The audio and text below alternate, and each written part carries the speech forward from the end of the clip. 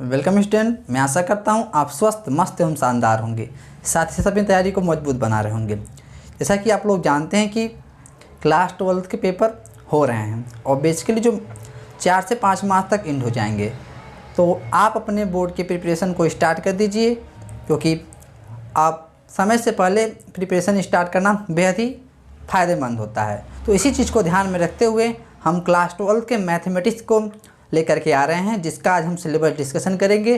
जैसा कि आपको पता होगा कि फिजिक्स का लेक्चर अपलोड हो रहा है हमारे यूट्यूब चैनल पर, जहाँ पे मैं अपने टेलीग्राम पे उसका प्लेलिस्ट लिंक प्रोवाइड करवा दिया है, जहाँ से आप उसे देख सकते हैं। और वैसे ही सिलेबस वाइज जो आपके वीडियो के लेक्चर होंगे वो कंटिन्यूसली अपलोड होते रहेंगे, तो कृपया उसे आप देखते रहिए ताकि आप अपने प्रिपरेशन को सही ढंग से कर पाएँ।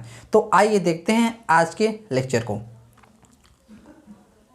आज के लेक्चर में बेसिकली हम क्लास 12 के मैथमेटिक्स सिलेबस का डिस्कशन करेंगे, ठीक है। तो हम यहाँ पे आज देखेंगे, सिर्फ यही चीज़ देखेंगे कि हम कैसे अपने प्रिपरेशन को कंटिन्यू करेंगे। तो आइए देखते हैं इसी चीज़ को। जैसा कि अपनी स्क्रीन पर आप देख सकते हैं, यहाँ पर हमने लिया है विषय गणित, है ना, जो कक्षा 12 का है, आपका क्लास 12 का ही है जो आपका सिलेबस है। तो इसमें आप देख सकते हैं आपके पूरे मैथमेटिक्स के सिलेबस को 6 यूनिट में डिवाइड किया गया है। फर्स्ट यूनिट जो आपका है, जैसा कि अपने स्क्रीन पर देख सकते हैं, संबंध एवं फलन है, ठीक है ना। जैसा कि यहाँ पर देख सकते हैं आप, संबंध एवं फलन, ठीक है। तो यहाँ पे संबंध और फलन कितने का है? 10 नंबर का है, क्लियर है। संबंध और फलन में दो चीज़ें आएंगी। इकाई 1 में आपका संबंध तथा फलन है, ठीक है।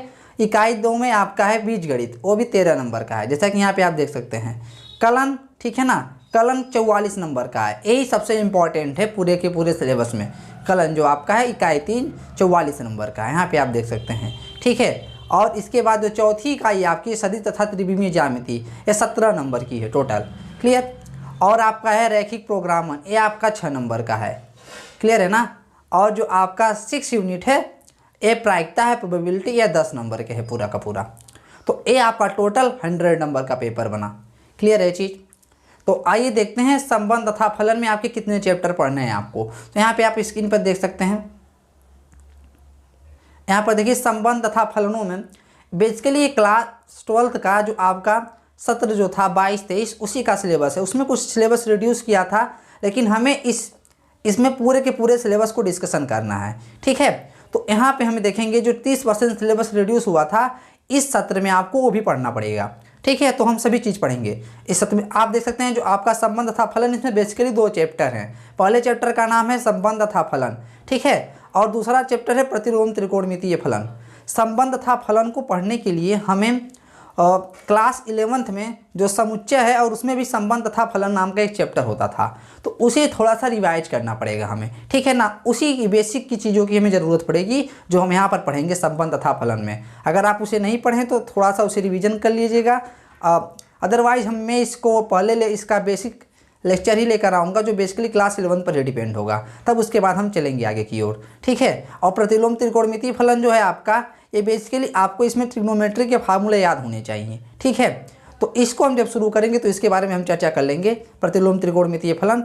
और जो आपका बीजगणित में है ना, बीजगणित में आप देख सकते हैं आव्यूह है, यहाँ पे क्या है, आव्यूह है, और सारणी के ये जो 13 नंबर है आपका बिल्कुल अलग है। इसका 11 से कोई लेना देना नहीं है, ये क्लास 11 से किसी भी तरह से ये बिल्कुल आपके लिए नया है, जो क्लास 11 पर डिपेंड नहीं है, ठीक है। तो मैं आशा करता हूँ इसे आप देख रहे होंगे। ये जो आपका इकाई 3 है कलन, जो इकाई 3 है कलन ना, तो ये चीज़ आपका इकाई 3 कलन है ना, इसमें देखिए आपका क्या क्या चैप्टर है। इसमें इकाई 3 में आप देख सकते हैं कि आपके पास जो पहला इसमें चैप्टर है इकाई 3 का, सततता तथा अवकलनीयता, ठीक है ना। सततता तथा अवकलनीयता, यहाँ पे आप देख सकते हैं सततता तथा अवकलनीयता। इसमें आपका क्लास 11 का क्या काम आने वाला है, जो आप पढ़े होंगे लिमिट एंड कंटिन्यूटी, सीमा तथा सततता, जो आप क्लास 11 है उसे आपका छोटा सा आपको उसके बारे में ब्रीफ इंट्रोडक्शन पता होना चाहिए इसको समझने के लिए। अदरवाइज मैं इसको लेकर ही आऊँगा, जब इस चैप्टर को स्टार्ट करेंगे तो हम आपको पहले सीमा बताएंगे, ठीक है। अवकलन के अनुप्रयोग यहाँ पे आप देख सकते हैं, इसमें अवकलनीयता पढ़ाएंगे, फिर अवकलन के अनुप्रयोग है, फिर आपका समाकलन है, ठीक है। अब मैं आशा करता हूँ बात समझ रहे होंगे आप। तो आइए देखते हैं नेक्स्ट, जो बेसिकली सभी इंटीग्रेशन, ये सभी टाइप आपको पढ़ना है, क्लियर है ना।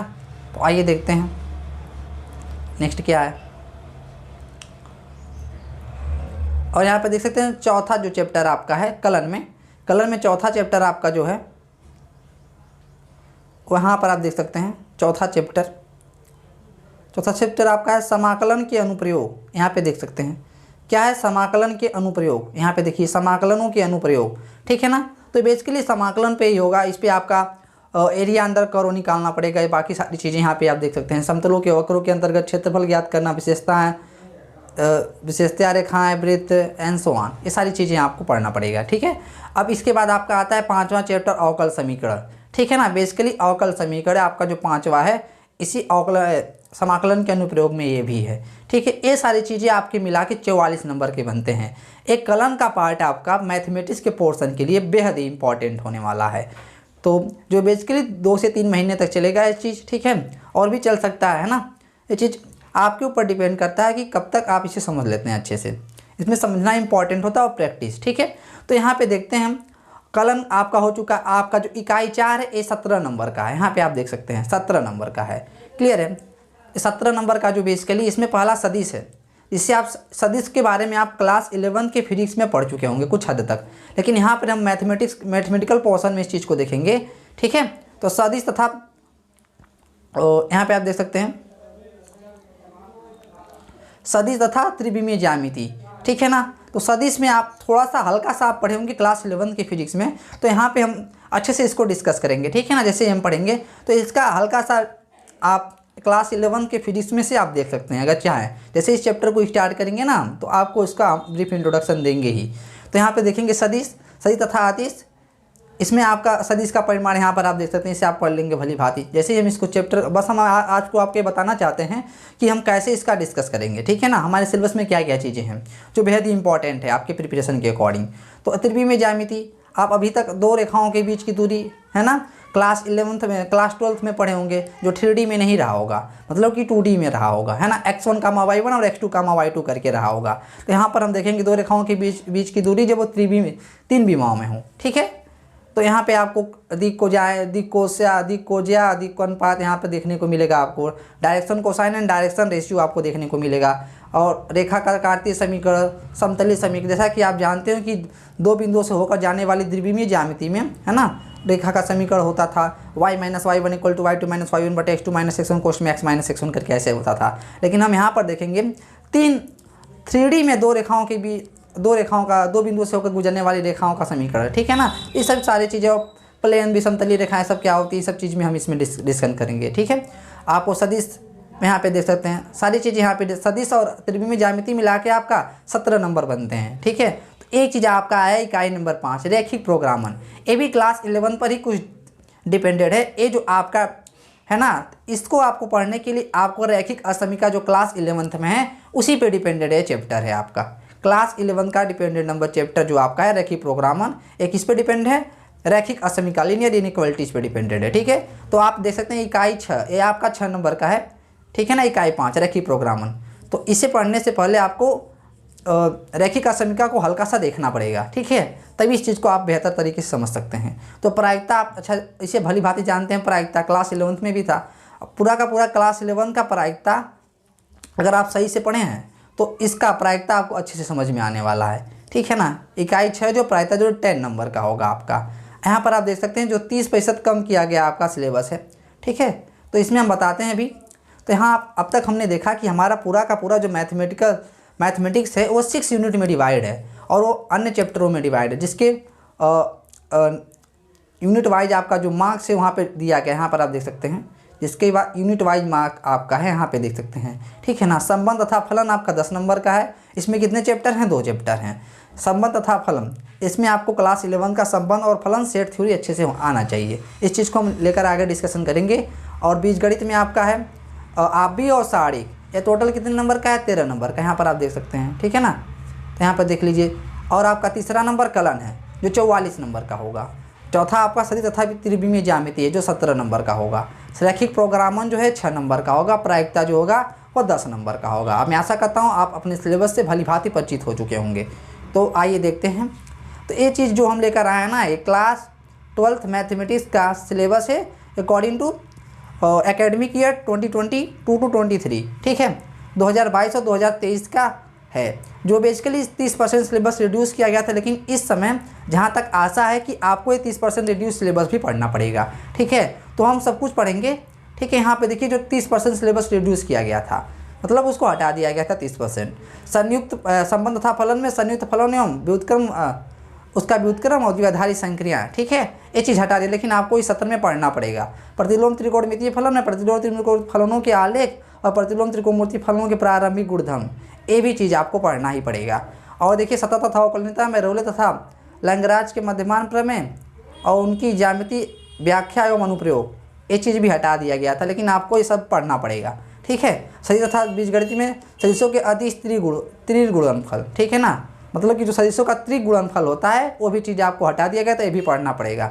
और विषमतलीय रेखाओं का परिचय में आपका दो रेखाओं, दो तलों, एक रेखा एवं एक तल के बीच का कोण, ये भी चीज़ हटा दिया गया था। लेकिन आपको भी पढ़ना पड़ेगा, ठीक है ना। इकाई छह जो प्रायिकता है, यादृच्छिक चर का माध्य तथा प्रसरण बर्नौली परीक्षण तथा द्विपद बंटन, ये चीज़ें सारी चीज़ें आपको पढ़नी ही पड़ेगी, जो बेसिकली पिछले सत्र में आपको हटा दिया गया था। क्लियर है ना। तो आप अपने सिलेबस को अब देख चुके होंगे और हम इसका कंटिन्यूसली लेक्चर अपलोड करेंगे, जिसे आप अच्छे से देखते रहेंगे और अपने कॉन्सेप्ट को मौजूद बनाते रहेंगे, ठीक है। तो मैं आशा करता हूँ आप इसे समझ चुके होंगे। तो हम नेक्स्ट लेक्चर में आपको बताएंगे संबंध तथा फलन, जो आपका फर्स्ट चैप्टर है फर्स्ट यूनिट का, ठीक है, उसी को हम स्टार्ट करेंगे। इसको स्टार्ट करने से पहले आप संबंध तथा फलन और सेट थ्योरी समुच्चय क्लास 11 का हल्का सा रिवीजन कर लेंगे। फिर भी हम इसको बताएंगे जो आपका इंपॉर्टेंट होगा उसके अकॉर्डिंग, ठीक है। तो मिलते हैं हम नेक्स्ट वीडियो में संबंध तथा फलन चैप्टर के साथ। तब तक के लिए आप इस वीडियो को शेयर कीजिए ताकि बहुत से स्टूडेंट इसका फ़ायदा उठा सके। तो मिलते हैं नेक्स्ट वीडियो में, तब तक के लिए तैयारी करते रहिए, मस्त रहिए। धन्यवाद। जय हिंद।